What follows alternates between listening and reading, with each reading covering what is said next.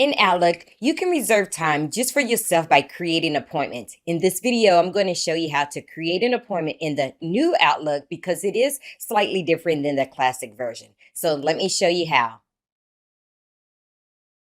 Okay, so I have my classic version Outlook open, and notice if we would click on New Items, we could just click on Appointment, and notice we get everything that we need.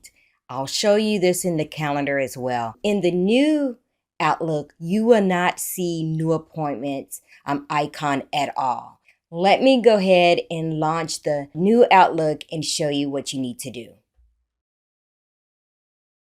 Okay, so I have my calendar open in the new Outlook, and if you click on New Event, notice how I only have Mail and Event. Let me show you in the email as well. In the emails, again, you will have a couple items, but you don't see new appointments here. So let's go back to the calendar. Click on Event, give it a title. Make sure you do not enter in your name in the invite attendees. If you add a name, that's going to turn it into a meeting. So all you have to do is just fill out the rest of the information and send it.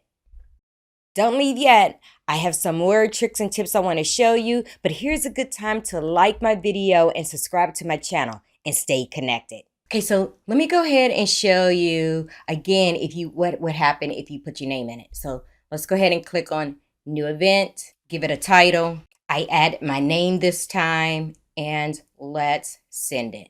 Now, this is what I'm going to show you, a new feature in the new Outlook. If you click on Filter and click on Appointments, it's going to show all my appointments, and there that appointment is that I just created. I can do the same thing for meetings. Click on Meetings. I'm the organizer, and there that meeting is.